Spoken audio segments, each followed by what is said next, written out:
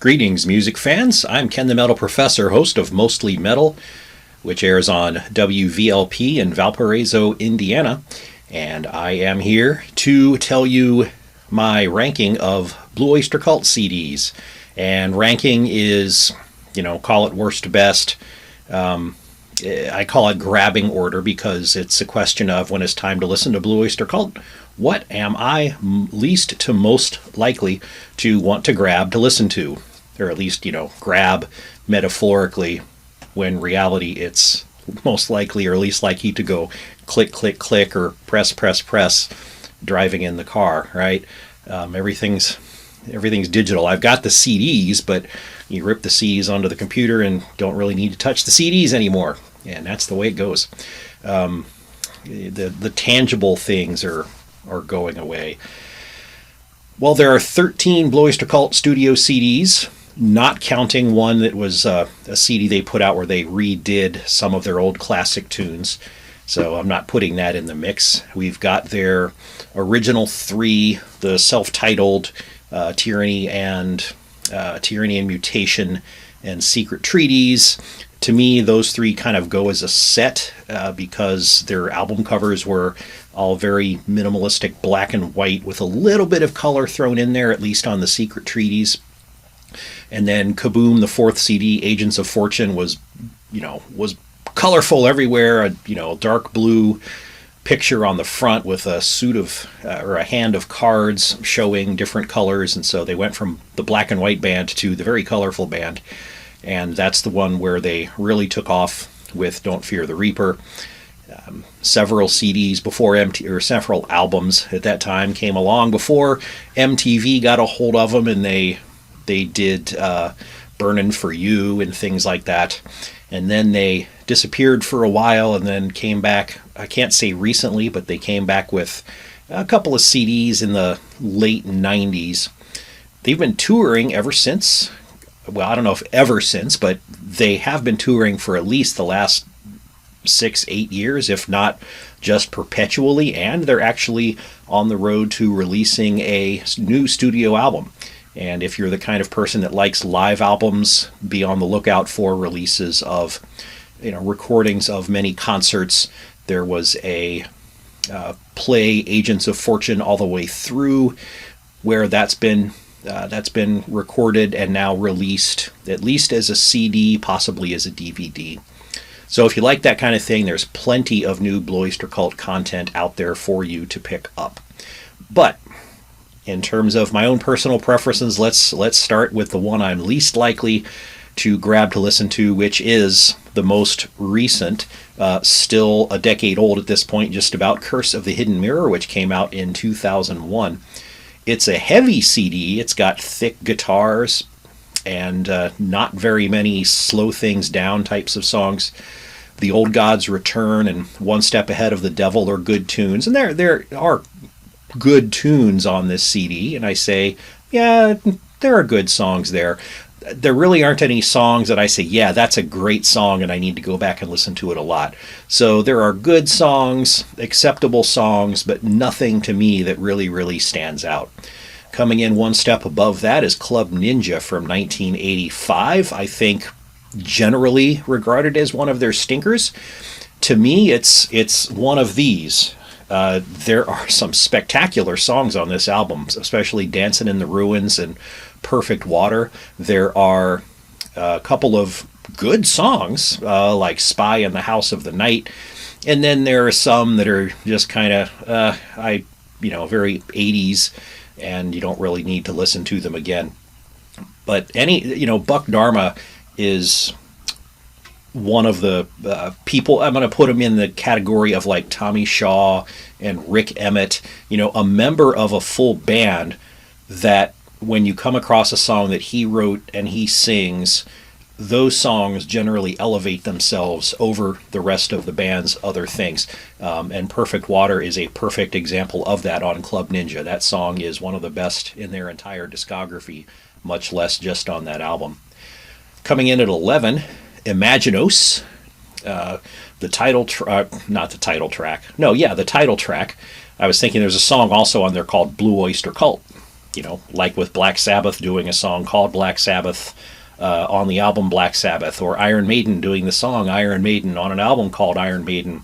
Blue Oyster Cult did a song called Blue Oyster Cult on an album called Imaginos. So it's not a title track, but the actual title track Imaginos, and also the song Blue Oyster Cult, I guess, are pretty good. An updated version of Astronomy, one of their more famous songs over the decades. They kind of jazzed it up a bit, gave it a little more funk, I guess. It's interesting. It's a good song. It's not as good as the original, but I dig it.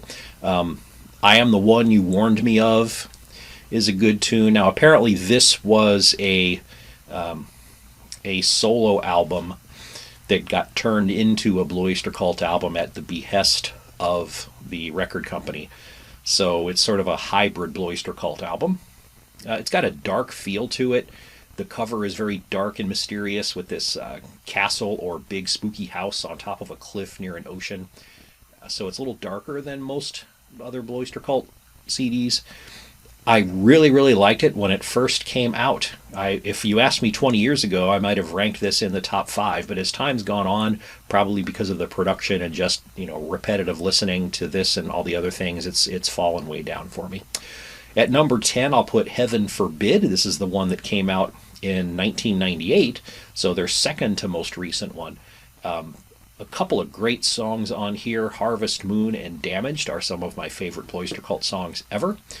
It's, again, like Curse of the Hidden Mirror. It's got some pretty heavy tunes on it, so if you think, these guys got old and mellowed out, that is definitely not the case.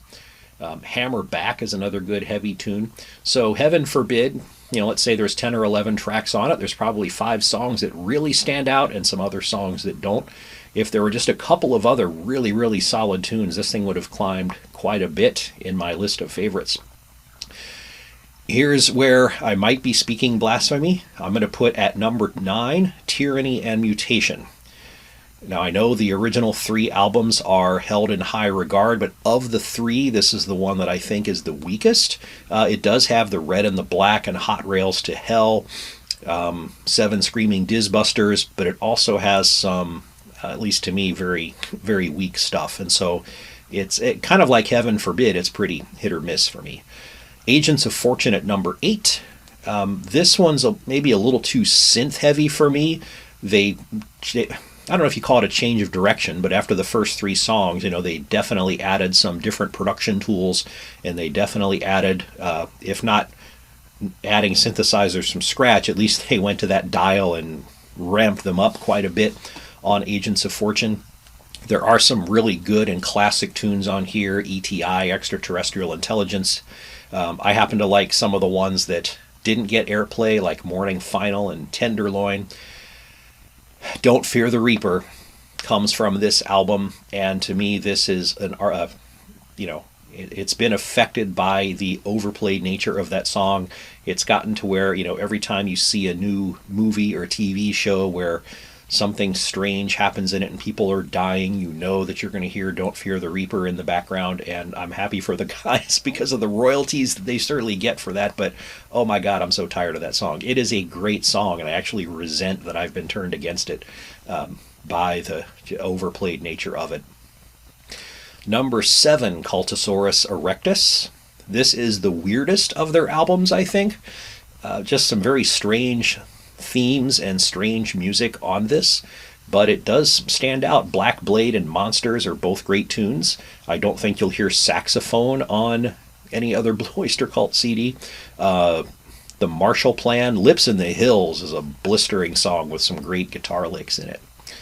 Number 6, their debut album from 1972. I forgot to say, Agents of Fortune came out in 76 and Cultosaurus Erectus in 1980.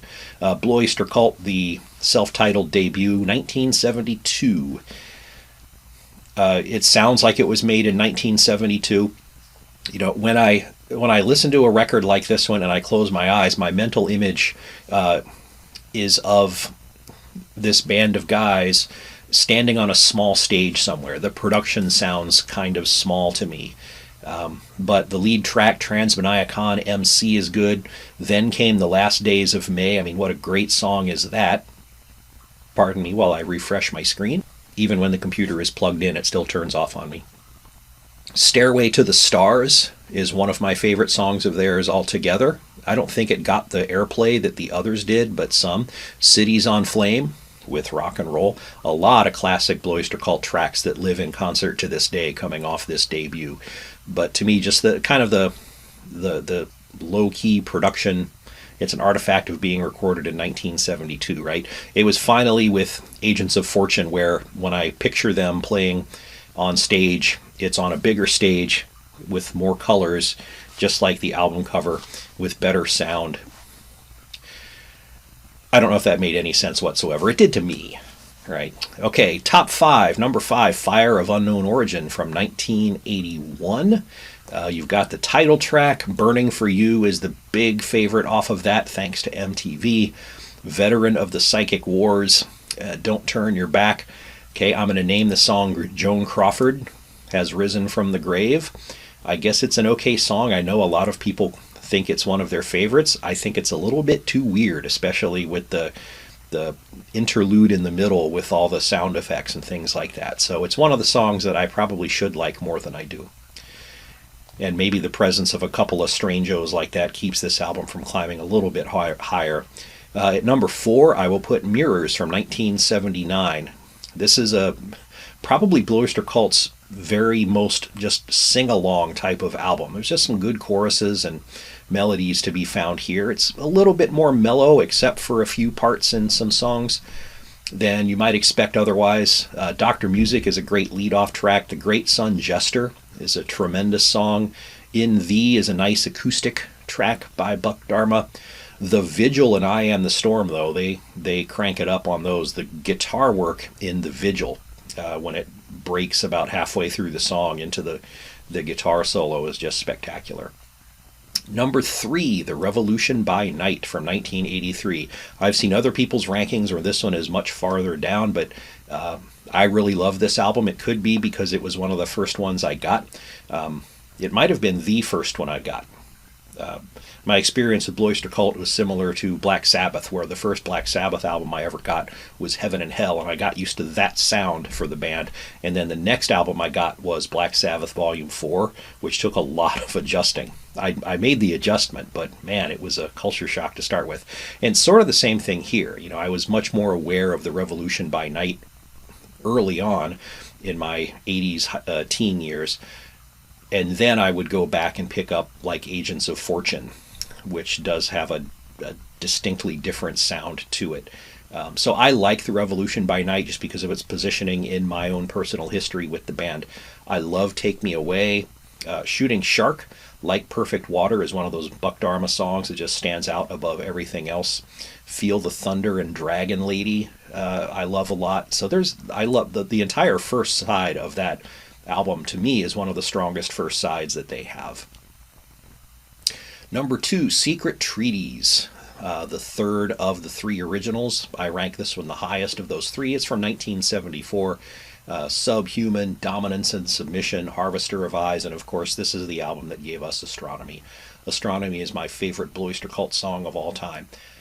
Probably more so because of the live version of it on Some Enchanted Evening than the version of it here on Secret Treaties, but still, this is where it all started. There is probably a very awkward edit right before this, because my first time through, I realized when I was going through my number 1 album, I left out my favorite song of the whole bunch, and so I decided I need to go back and reintroduce that one and get it right. So I just told you about Secret Treaties being number 2. Number 1 is Spectres from 1977. This album does, like Agents of Fortune, have a Blue Oyster Cult song on it that I'm deathly tired of. That would be Godzilla. Again, good song, way overplayed, tired of it. But other than that, great other songs on this album. I think I like just about every song on it. The Golden Age of Leather has one of my favorite song opening parts, with the guys singing in chorus, "Raise your can of beer on high and seal your fate forever. Our best years have passed us by, the golden age of leather," and then the guitars and the drums kick in. Makes you want to sing along. Another sing-along in the other direction that's not heavy but is kind of soft and sweet is I Love the Night. That's probably my favorite balladish type of song from the band over their 13 albums. Nosferatu is a nice spooky little tune. So all in all, to me, Spectres is a very, very strong album. It's got some famous songs on it, but like most of the other cases, to me, the good stuff is found behind that on the deeper cuts. And now I'll try to clip this back in to the rest of the video that I just made. Wish me luck. So that's it. I will probably do a Blue Oyster Cult top 10 songs, just so it's not bugging me that I've done a ranking but not a listing of my top 10. So one of the fun parts about this is just to go back and revisit the music. So I hope this has made you think a little bit about Blue Oyster Cult. And if you haven't thought about your own ranking, go out there and listen. Get out those Blue Oyster Cult albums and put them on and listen to them again, even if you haven't listened to them for a long time. Because, you know, what else do we have to do, right? Hope you're all safe and healthy. And I'll make another video soon.